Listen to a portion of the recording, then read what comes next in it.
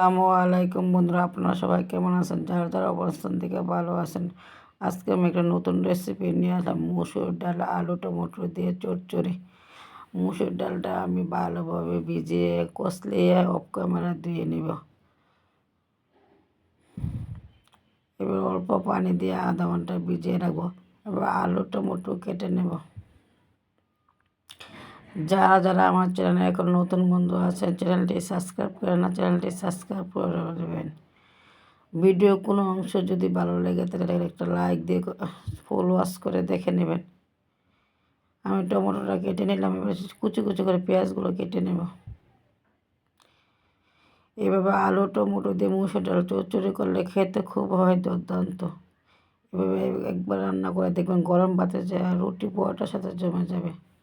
আলুটা ছিলে নিলে এবারে কুচি কুচি করে পলে নেব। আমার আলু কাটা হয়ে গেছে, এবার একটু আলুটা ভালোভাবে ধুয়ে নেব। দেখেন আমি আলু টমেটো পেঁয়াজ রেডি করে নিলাম। এবার দিয়ে দেবে পাইপ্যানে মুসুরের ডাল। এবার দিয়ে দিলাম পেঁয়াজ কুচি,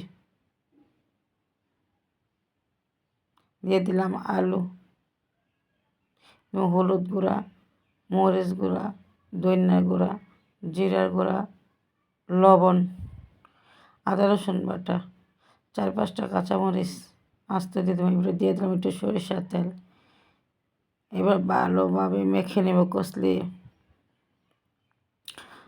যত ভালোভাবে কষলে মশলাটা ভালোভাবে ঢুকবে। এবার দিয়ে দিলাম টমেটো দিয়ে আবার একটু মেখে নেব ভালোভাবে, টমেটো যেন গলে না যায়।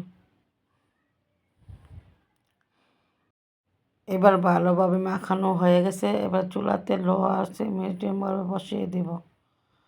এবার ভালোভাবে নেড়ে চেড়ে আমি 2 মিনিট ভেজে নেব।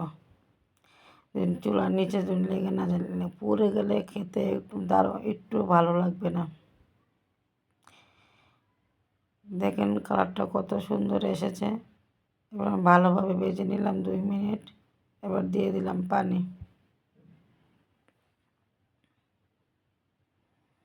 পানি দিয়ে একটু নেড়ে চেড়ে দেব। এবার ঢাকনা দিয়ে ঢেকে দেব। এবার আমি সিদ্ধ করে নেব 10 মিনিট। ঢাকনা খুলে আবার একটু নেড়ে চেড়ে দেব।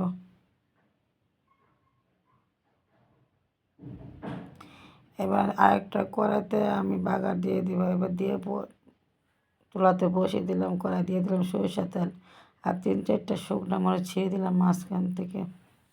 এবার একটু নেড়ে চেড়ে দিয়ে দিই রসুন কুচি।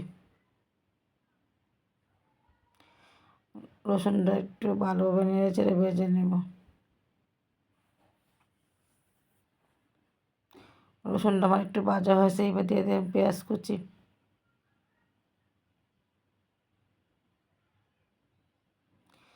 পেঁয়াজটা ভালোভাবে নেড়ে চেড়ে ভেজে নেব। যারা এখনও আমার চ্যানেল নতুন বন্ধু আছেন, চ্যানেলটি সাবস্ক্রাইব করেন না, চ্যানেলটি সাবস্ক্রাইব করে দেবেন। যদি ভিডিওটা দেখতে কোনো অংশ ভালো লাগে প্লিজ একটা লাইক দিয়ে দেবেন। এবার পেঁয়াজ রসুন ভাজা হয়ে গেছে।